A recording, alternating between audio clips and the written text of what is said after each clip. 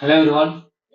ఈ రోజు నుండి వచ్చేసి మనం అసలు హెచ్టిఎంఎల్ గురించి మొత్తం ట్యుటోరియల్ మొత్తం కూడా తెలుసుకుందాం. అసలు హెచ్టిఎంఎల్ అంటే ఏంటి, హెచ్టిఎంఎల్ ని ఎక్కడెక్కడ యూజ్ చేస్తారో, హెచ్టిఎంఎల్ అసలు ఎందుకు యూజ్ చేస్తారో, హెచ్టిఎంఎల్ అనేది మనం ఏ ఏ పర్పస్ యూజ్ చేస్తాం. సో ఇలా ప్రతి each and every topic HTML లో ఉన్న అన్ని హెచ్టిఎంఎల్ లో ఉన్న అన్ని టాపిక్స్ ని కూడా కవర్ చేద్దాం.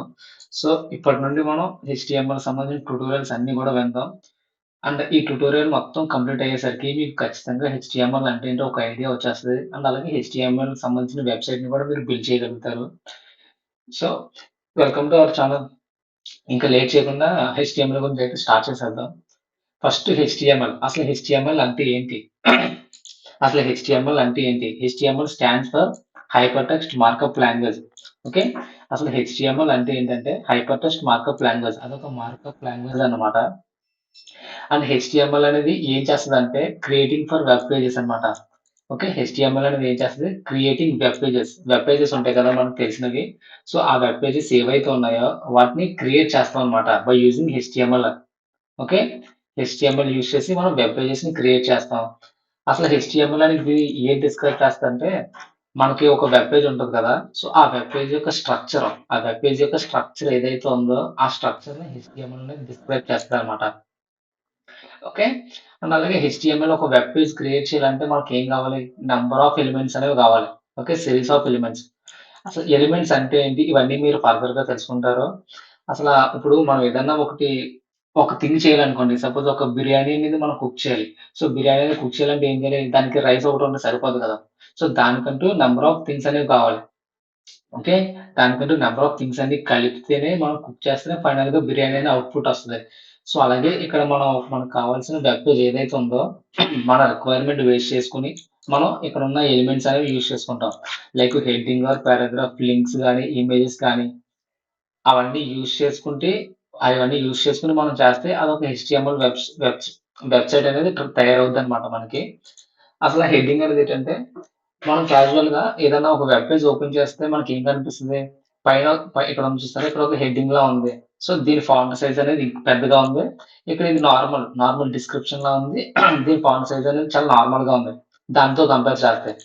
సో ఇలా ఏదైనా ఒక వెబ్ పేజ్ ఓపెన్ చేసినప్పుడు ఒక హెడ్డింగ్స్ అండ్ అలాగే పారాగ్రాఫ్స్ ఉంటాయి కదా, డిస్క్రిప్షన్స్ రాస్తారో సో అవి పారాగ్రాఫ్స్.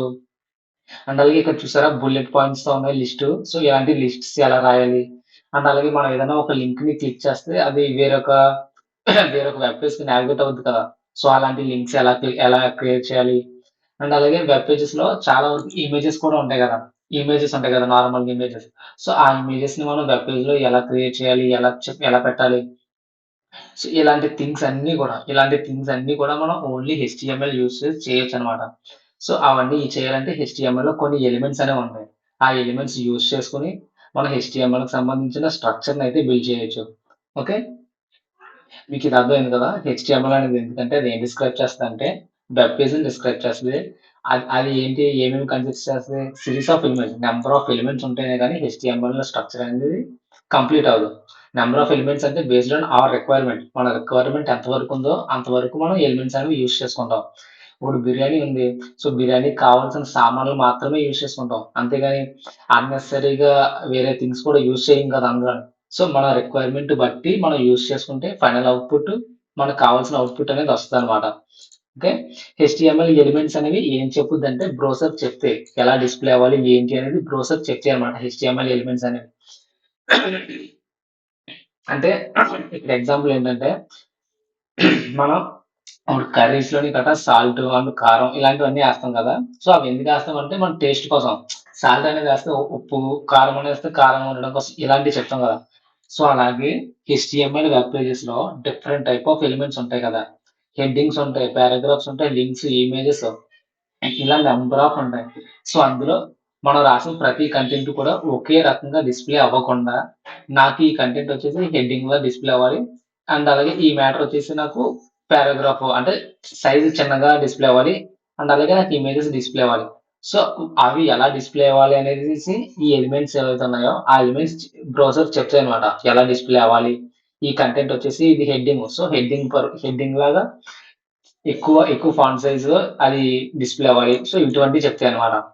వచ్చి అసలు హెచ్టిఎంఎల్ ఎలిమెంట్స్ అంటే ఏంటి? ఇలా ఎగ్జాంపుల్ గా హెడ్డింగ్స్, పారాగ్రాఫ్స్, లింక్స్, ఇమేజెస్, ఇంకా లిస్ట్స్, ఇంకా చాలానే ఉంటాయి. సో అవన్నీ కూడా ఫర్దర్ గా ముందుకెళ్ళే కొద్ది కూడా తెలుసుకుందాం. అండ్ అలాగే అసలు హెచ్టిఎంఎల్ యొక్క బేసిక్ స్ట్రక్చర్ ఏంటి? సో దానికంటే ఒక బేసిక్ సింటాక్స్ అనేది ఉంది. సో ఆ బేసిక్ సింటాక్స్ ఏంటో ఒకసారి చూద్దాం. ఓకే, ఇది వచ్చేసి హెచ్టిఎంఎల్ యొక్క బేసిక్ సింటాక్స్ అన్నమాట. అసలు సింటాక్స్ అంటే ఏంటి? సింటాక్స్ అంటే రూల్స్ ఆఫ్ లాంగ్వేజ్. అంటే మనకు ప్రతి లాంగ్వేజ్ కి ఇప్పుడు ఇంగ్లీష్ ఉంటే ఇంగ్లీష్ కంటూ కొన్ని రూల్స్ ఉంటాయి కదా. లైక్ ఎలా అంటే నాకు ఈ గ్రామర్ వచ్చేసి ఈ రూల్స్ పాటిస్తూ నాకు ఈ గ్రామర్ అనేది ఉండాలి. సో నాకు ప్రెసెంట్ టెన్స్, పాస్ట్ టెన్స్ అంటే అదొక రూల్స్ పాటిస్తూ దాని సెంటెన్సెస్ అనేవి ఉంటాయి. సో అలాగే ప్రతి లాంగ్వేజ్, అది ప్రోగ్రామింగ్ లాంగ్వేజ్ అయినా అదొక మార్కప్ లాంగ్వేజ్ అయినా సరే, దానికంటూ కొన్ని రూల్స్ అయితే ఉంటాయి. సో ఆ రూల్స్ మనం ఖచ్చితంగా ఫాలో అవ్వాలి. ఆ రూల్స్ ఫాలో అవుతూ మనకు కావాల్సిన వెబ్ పేజ్ని మనం డిజైన్ చేసుకోవాలన్నమాట. ఇది వచ్చేసి హెచ్టిఎంఎల్ యొక్క సింపుల్ డాక్యుమెంట్ స్ట్రక్చర్ అన్నమాట. మనం వచ్చేసి ఈ బాడీ ఉంది కదా, ఈ బాడీ ఓన్లీ మనం ఈ బాడీ లోపలే రాస్తాం. మనకు కావాల్సిన ఏమి రాయాల్సిన ఈ బాడీ లోపలే రాస్తాం. అదే వెబ్ పేజ్ లో డిస్ప్లే అవుద్ది. సో ఇవేమి కూడా వెబ్ పేజ్ లో డిస్ప్లే అవ్వవు. ఓకే, ఇక్కడ ఈ హెడ్ అనేది ఉంది కదా, ఈ హెడ్ అనేది వచ్చేసి మనకి అడిషనల్ గా ఒక మ్యాటర్ డేటాని ప్రొవైడ్ చేస్తది అనమాట. అడిషనల్ ఇన్ఫర్మేషన్ అది ప్రొవైడ్ చేస్తది. ఓకే, ఈ హెచ్టిఎంఎల్ ఏదైతే ఉందో ఈ స్టార్టింగ్ లోని ఈ ఎండింగ్ లోని, సో ఈ హెచ్టిఎంఎల్ తో డాక్యుమెంట్ అనేది స్టార్ట్ అవుద్ది అండ్ అలాగే అదే హెచ్టిఎంఎల్ తో డాక్యుమెంట్ అనేది ఎండ్ అవుద్ది. ఓకే, ఈ డాక్ టైప్ హెచ్టిఎంఎల్ అనేది ఏంటంటే అది బ్రౌజర్ చెప్పుద్ది అనమాట. అన్ని బ్రౌజర్స్ కి అది ఇది ఏ టైపు, ఏ వర్షన్ డాక్యుమెంట్, ఏ టైప్ డాక్యుమెంట్ అనేసి బ్రౌజర్ కి చెప్పడానికి ఈ డాక్ టైప్ అనేది రాస్తాం. ఓకే, మీకు అర్థమైంది కదా. ఇది వచ్చేసి సింపుల్ డాక్యుమెంట్ ఫర్ హెచ్టిఎంఎల్ అనమాట. Basic structure. అంటే మనం కామన్‌గా ఇదంతా రాయాల్సిన రాస్తూ నేర్చుకోవాల్సినంత అవసరం అయితే లేదు. ఏ కంపెనీస్‌కెళ్ళినా, ఎక్కడికెళ్ళినా ఇది ఆల్మోస్ట్ ఇదంతా రెడీగానే ఉంటది.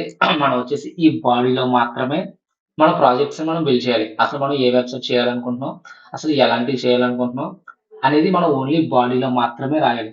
సో ఇది ఫ్రెండ్స్ హెచ్టిఎంఎల్ యొక్క కంప్లీట్ ఇంట్రడక్షన్. అసలు హెచ్టిఎంఎల్ అంటే ఏంటి? అది ఎందుకు యూజ్ చేస్తారు? ఆ హెచ్టిఎంఎల్ లో ఏమేమి కన్సిస్ట్స్ అయి ఉంటాయి? హెచ్టిఎంఎల్ ఎలిమెంట్స్ అనేది బ్రౌజర్ కి ఏం చెప్తాయి? ఎలా డిస్ప్లే అవ్వాలనేది చెప్తాయి అనమాట. ఓకే, హెచ్టిఎంఎల్ అనేది ఏం చేస్తది? Creating for web pages. So interviews లో అసలు హెచ్టిఎంఎల్ అంటే ఏంటి అని అడిగితే మీరు జస్ట్ ఈ ఒక్క 4 పాయింట్స్ అనేది చెప్తే చాలు అనమాట. ఓకే, ఈ వీడియో నుండి మనం ఈ వీడియోస్ నుండి మనం హెచ్టిఎంఎల్ మొత్తం నేర్చుకుంటాం. పూర్తిగా హెచ్టిఎంఎల్ మీకు వచ్చేసేలా ఈ వీడియోస్ లో మొత్తం అన్నింటిలో మీకు నేర్పుతాను. సో కంటెంట్ నచ్చితే కనుక ఖచ్చితంగా సపోర్ట్ చేయండి. Thanks for watching.